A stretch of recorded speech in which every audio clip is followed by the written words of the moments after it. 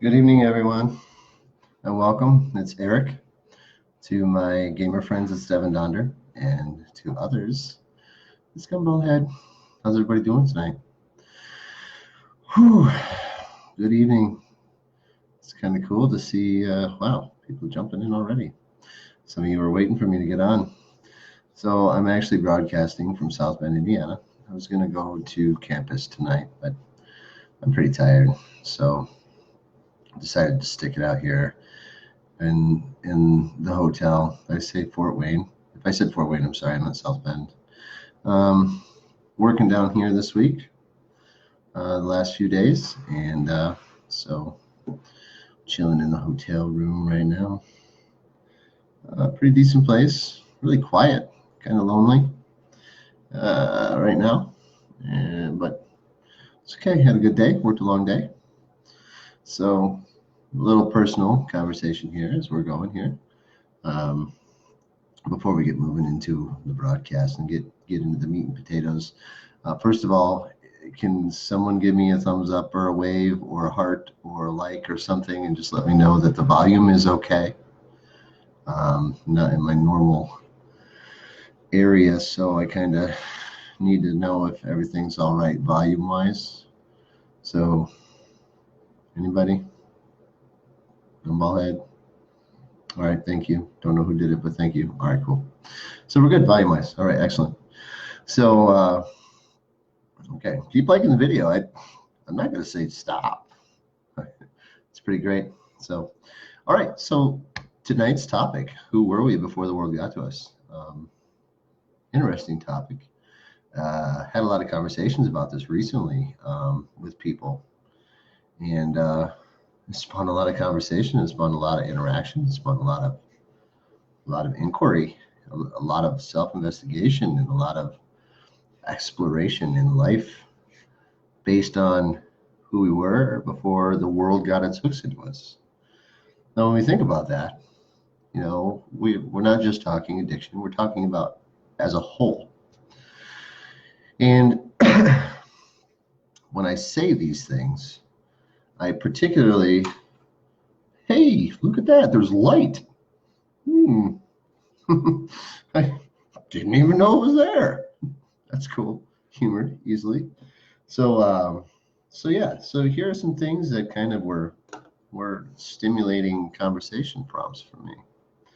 I'm hyperstimulated all the time.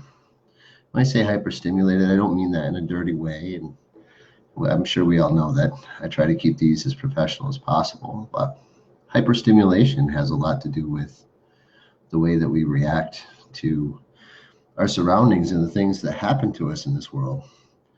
And part of me, while I'm over here on this side, I got to turn my phone to do not disturb because otherwise I'll get someone dinging through when I get messages. There we go. So hyperstimulation, when I say that, we don't realize the amount of stimulation that we're exposed to on a daily basis. Now, if we talk about drugs, obviously there are drugs that bring us up and drugs that knock us down, and there are drugs that keep us stable, there are drugs that keep us feeling better. There's drugs for diabetes, there's drugs for everything nowadays. Sorry, went to Portillo's, it's delicious. But anyways, drugs can stimulate us and they can bring us down. And one of the biggest conversations I've had recently was regarding medical marijuana. And not so much as a whole in the community, but why are drivers, over-the-road drivers, not allowed to smoke it? It was an argument. It was actually a pretty solid argument with somebody because I don't want someone hauling goods across state lines and on the highway. If they're stoned out of their mind, there's not really a good way to track it. But anybody else can do it. It's okay, you know. So it's not fair, really. But if we think about it, excuse me, there are a lot of things in life that are not fair. Taking away a loved one, you know, with death, that's not fair. Someone making more money than you at your job when you do more work, that's not fair. So, but where were we in our lives when we formed these opinions? I got to take this out. This is distracting me. So where were we in our lives when we formed these opinions about things, okay? So we started off in a young age and started to progress our lives through, and as our age and our life progressed, we started to form opinions, and our opinions were formed very young, and they gradually increased in their formation over time based on the things that we were exposed to in this world. I wrote something a while ago. I'd like to share it with people. And this is what I wrote. We spend an inordinate amount of non-refundable time listening to people piss and moan about their shitty life and how crappy life is in general. But they fail to realize that a majority of the environments are created by ourselves. So let's ponder that for a moment. I'm still really excited that the light came on. I'm stimulated hyperly. So, so we, as human beings, create this environment in our lives. The people that we surround ourselves with, our concepts, our ideals, our opinions, our thought processes are all based on what we grew up with. And a majority of us don't realize how much things influence our thoughts. I think I said it a couple of weeks ago.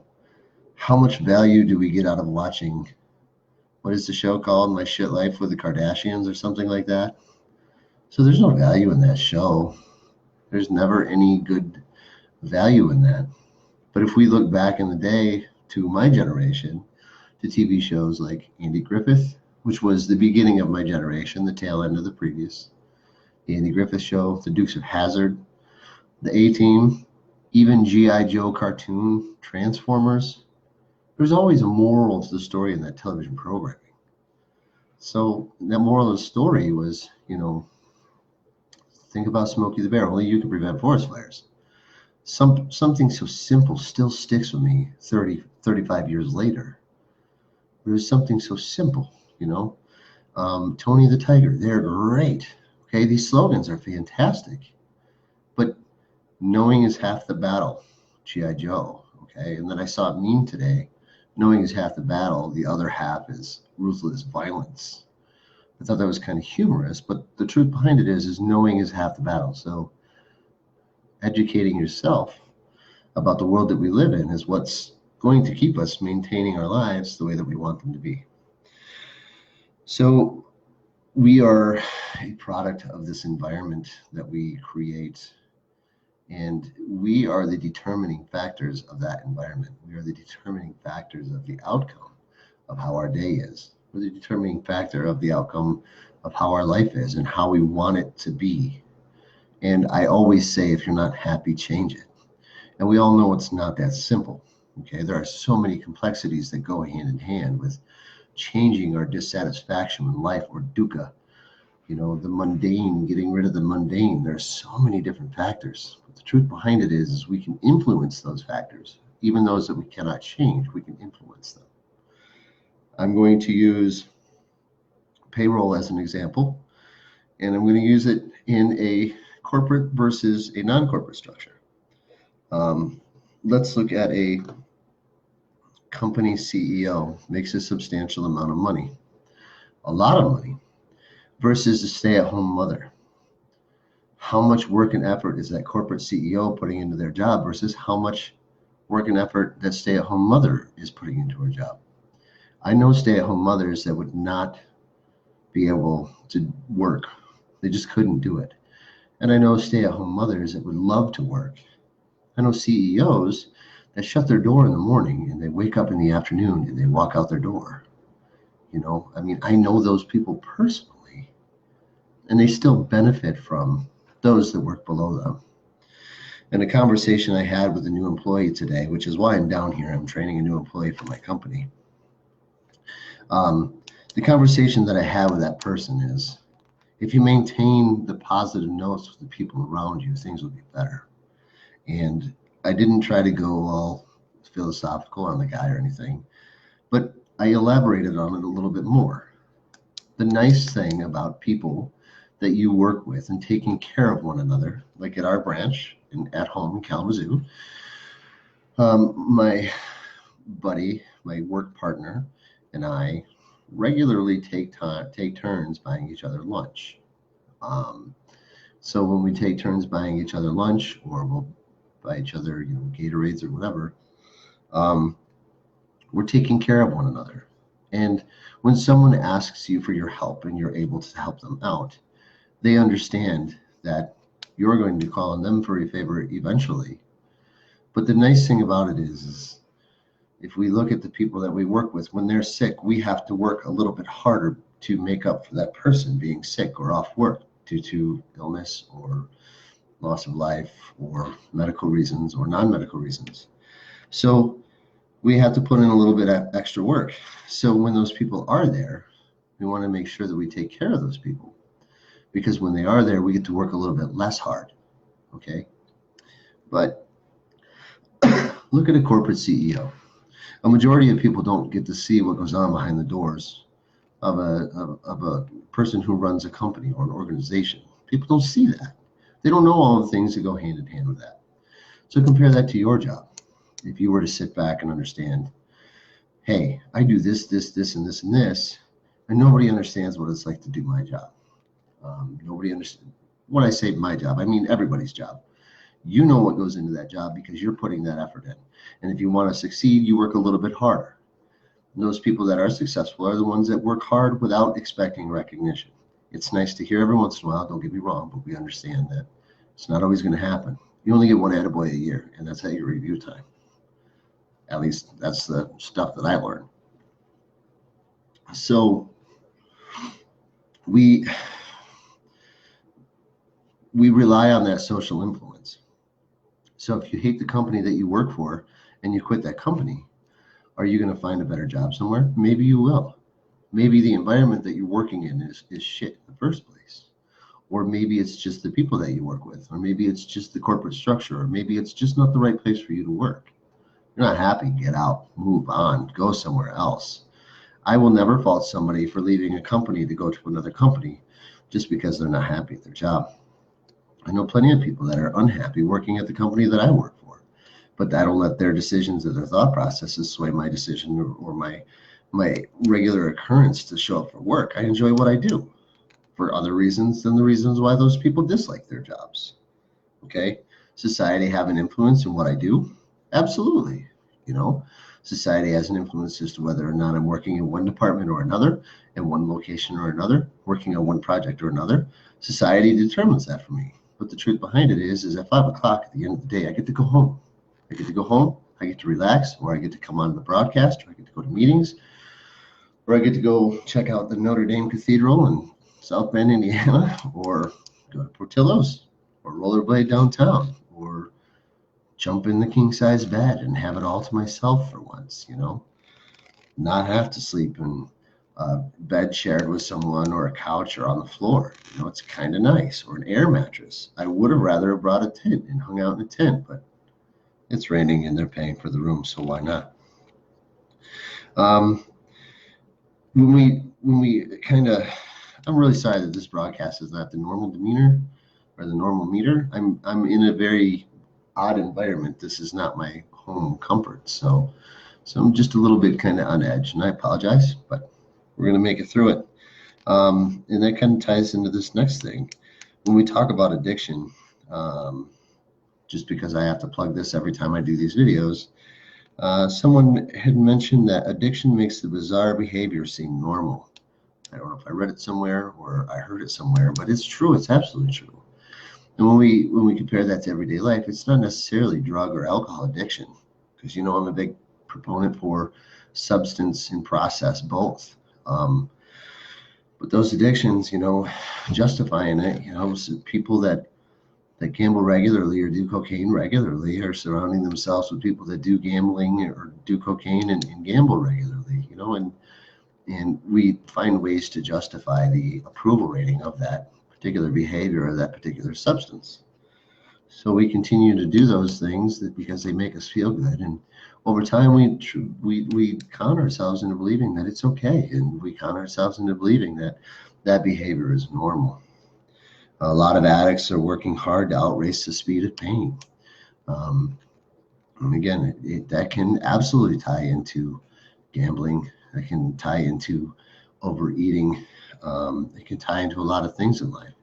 Depression can tie into that as well. People that are regularly depressed have a difficult time going out and having a good time, or going out and seeing friends, or hanging out with friends, because all they want to do is sleep, or all they want to do is stay at home, or all they want to do is mind their own fucking business and not be around people. I get it. I really do. They're just biding their time. So a lot of us aren't living life. We're just doing life, and we need to live life on life's terms. I hear that regularly. Anybody who attends meetings do. But understanding that those terms that we are confined to are also amendable by us ourselves, and we're able to change that environment. Even those that don't feel as if they're strong enough to be able to make that change, do what you got to do. It doesn't necessarily have to be an extreme change. It can be little amounts at a time, or it can just be one big hullabaloo and change everything. So last week I had said something about addictive personalities and how I feel that that's not really a good statement, and how I don't believe that there is such a thing as an addictive personality. Someone called me out on it, and I appreciate the person that did. Let me explain myself a little bit further. I did say that personalities influence our addictions, and addictions can influence our personalities, much like our environment can do that. But it's labeling, okay? Addictive personality. It's a scapegoat for being able to have these personality traits that encourage us to participate in certain things. And when I say I can't go to a gamble or to a casino because I feel as if I'm going to walk out with a second mortgage on my home, if I get up on the money and I start winning, I'm not going to want to leave. And when you lose, you don't have anything else, so you leave, right? But you start winning, you start making that money. It's time to go. It's ready to rock and roll. Let's keep going. And then you lose everything you won. Well, an addict does have the tendency to do that, but I don't think it has anything to do with their personality. I think it has to do with their inability to abstain from excessive behaviors. And I think it's just a genetic defect inside our brain, and that organic brain matter that we've programmed, that we work so hard at programming to make sure that we understand that doing those things are okay. That's the justification process of addiction. So if we're telling ourselves it's a personality disorder and saying that it's an addictive personality, in all essence, we're actually sugarcoating the real shit that's behind it. And that truth is it's difficult to abstain. Get on Facebook tonight when we hang up, when we get done here, when we get done watching this broadcast, get on Facebook and look at how many friends you have on there that are portraying drama. They're baiting you to have that conversation. I have a friend that I talk to on Instagram once every couple of weeks, and our conversations are very minimal, but we're not very personal, and that's okay, because I don't need to know everything that's going on in my friends' life, because hell, half the time I don't even know what's going on in mine. In a recent meeting, there was a conversation about addicts are not more dissatisfied, or the reading that we did said that addicts are just more dissatisfied with life, and I don't agree with that either. I think that we're just uncomfortable with who we are and the things that happen in our lives. I don't think that it has anything to do with dissatisfaction at all. It's just we're trying to find that one thing that makes us happy. Why do we feel the need for social approval? Okay, so let's go back to what I was saying earlier about the Kardashians, the value in the programming of the Kardashians. There's no value in it. Okay, that's my deep-seated opinion. If you feel that I'm wrong, I support you in your decision to think that I'm wrong. But I mean, that and Jersey Shore are the two worst television programs I've ever seen in my life. But people like it because it's drama and it's garbage, and it's an opportunity to escape from the real world for a little while. But so are drugs and alcohol. So I'm just going to leave that there. So, and departing from toxic situations is difficult. Drinking poison has not only made us feel different, but it's made things acceptable. It kind of ties into what I was saying a little while ago about the societal influence, and in the fact that we justify our environment based on our actions and based on our thought processes and based on what we're told. And that's why I'm always open-minded when I do these broadcasts, is because I'm not influencing your decision. I'm speaking what I feel is proper. And if you disagree with me, I challenge to have the conversation. It's very rare that I do get engaged in conversation, but it does happen, and it makes me understand myself a little bit more when that happens. So if you're dissatisfied with the conversation you're having with somebody, confront that person in a positive way and explain to them why you disagree with them and hear them out, because maybe they have a different outlook on things. Maybe you'll be able to open your eyes. That's how I resolve work conflict. If you have a difficulty with something that I'm talking about, let me know so I can fix it. Or let me know so I can explain why my thought process is the way that it is. It's only fair. 20 minutes in, I think this may be a good time to cut things out. Actually, let's do 2 more minutes. So, who were we before the world got to us? Our topic tonight. If we look back at our lives, and as I said at the beginning of the video, it's just, geez, oh Pete, I'm sorry I got the hiccups tonight. We look back at how society has molded us into the people that we are, how it's changed our decisions and our outlooks on life, and how it's persuaded us into doing the things in our lives that we're either happy or unhappy about. Okay? Relationships, huge things. Thank you, Val. Addiction, huge things there. Okay? We watch it as we grow up, television. We watch it growing up, talking about family. We have health class. They don't focus enough on health-related issues that tie into excessive abuse of things, such as drugs and alcohol. There's health classes, alcohol should be moderated, and that's about the extent of what the health classes teach. But they teach you what a penis looks like inserting into a vagina and how a baby is made. Okay, that's a plug because someone said when they came in to watch my video, the next time they were going to ask me how babies were made. But in health class, you spend an inordinate amount of time on sex, but you don't get that information from, you don't get the information on the things that can hurt yourself or the people around you when it comes right down to those health classes. They'll teach you how to make a mean macaroni and cheese, right? So you use Gruyere instead of cheddar or however you say the word.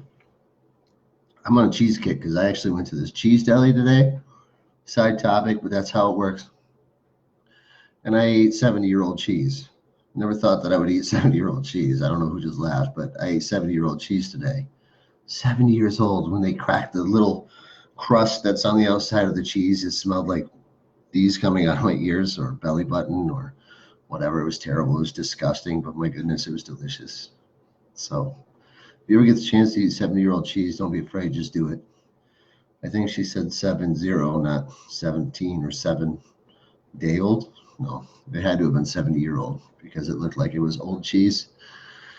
And I'm going to stop talking about old cheese because I think people are getting uncomfortable now. Anyway, so our societal influence, the way we were raised, not all of us were raised in a 2-parent household. Not all of us are used to having 2-parent households. There are a lot of step families nowadays. Relationships are disposable. And it's unfortunate because society has allowed that. The relationships are disposable. If you're not happy, get divorced. If you're not happy, break up. It's okay to have children out of wedlock. It's okay to participate in different behaviors that are outside of the societal norms. But now what are societal norms? Societal norms are whatever we make up societal norms to be. You know, we as a individual, we as a collective group, we determine what societal norms are. Okay. On one side, I have 100 followers. On the other side, I have several hundred followers. I don't agree with everything that they agree with, and they don't agree with everything that I agree with. But if they say they don't agree with me something on the page, I'm either going to engage in an argument or I'm going to engage in a conversation. That's the way it works. Okay. That's how it's always been. And nothing's ever going to be saved just because somebody calls somebody a racial slur or a distasteful sexual orientation reference. Okay. I do it when I'm playing video games. I am not perfect. I still do that, but I'm very mindful of it. And I very often apologize. And I think it's kind of funny to hear somebody call somebody a name while you're playing video games. And then shortly after that say, hey, I'm sorry, I didn't mean to say that. It was an emotion. Okay. It wasn't because of my addictive personality. It's just emotional type things. If we can apply our behaviors on video games to everyday life, it's difficult because there's fantasy versus reality there, okay? Grand Theft Auto. People that blame video games for their behaviors are wrong, okay? big, bold statement there. You can't blame behaviors on fantastical depictions of life. Can you? Or can you? I don't think that it has anything to do with the fact that we're glorifying sexual assault. I don't think that it has anything to do with the fact that we're glorifying alcohol or drugs. I think what it really has to boil down to is the upbringing of that child that's participating in these behaviors based on what they see around them. And when they start to play video games, it's an easy scapegoat. I already made the argument about music. Don't get me started on that shit again. So society influences who we are. So what happens when you just decide to say fuck society? Because I say it all the time, and I don't say it to be like anarchistic or anything like that, but truth behind it is people hate my nose ring, people hate my earrings, people hate my tattoos. But guess what? It's my nose, it's my ears, it's my body. Is that a wrong way to look at things? We could ponder that. Is it going to hinder my promotability within my company? Maybe. Is it going to hinder my promotability as a public speaker or as a therapist? No. I think it appeals to a completely different demographic that is blowing smoke up the asses of the people in the profession, trying to blow smoke up their asses and the people in the profession just to get what they need out of it. But people who go to counselors, there's one of two types of people. People who benefit and those who don't. People who go because the courts say they have to, or people who go because their spouse says they have to. If you don't feel like you need to go to counseling, don't go to counseling. If it's court ordered, go until you're done. Don't lie. Be honest about it. If you don't think therapy's helping, tell somebody therapy's not helping me. Then there are other alternatives. I say this from the legal standpoint, specifically because of the fact that a lot of the people that I attend some of these A meetings with or the Buddhist recovery meetings with are on paper. If you're on paper, you have to go to these things. And a lot of those people that go in and they throw their little paper in the basket with their dollar during the table passing game, you don't see them when their paper's filled out and they're done with their probation. Those are the people that aren't going to benefit from it, and they're going to go back out and they're going to pursue those behaviors. Why? Because their friends are cheering them on, saying, make it those 6 months, make it that year, make it those 2 years, and then we'll party together again. And those are the people that don't want to change. You can't change them. You don't have that influence. Society can't change them. You don't have that influence. They can change themselves, and you can work on you. Quit trying to boss people around. Because that's one of my favorite things to say right now, is if you're going to continuously tell me how to change my life, you need to stop doing that. Because if people say to you, stop drinking, people say to you, stop doing drugs, stop gambling, people that don't understand addiction, it's tough, okay? Because how do we explain that to those people, us people that have been through addiction, or those people that are addicts? How do we explain that to the people that aren't? So it's just as simple as quitting drinking or smoking or whatever it is. And then, are you going to engage in an argument? Or are you just going to go to your meeting and talk about the same thing over and over again? How are you going to get through that? Well, mind your own business too. Maybe not. I don't know. I'm so glad you're all here with me tonight. I'm going to turn in shortly. As usual, stick around 10-15 minutes. Anybody has any questions or wants to talk, I'm here. Anybody who doesn't want to sit and talk, don't. Thanks for stopping by. I appreciate everybody that comes and watches these videos. I hope tonight's video was beneficial to some, and I hope it very much generated some thought processes in life. So as I say regularly, I love you. Keep going. See y'all soon.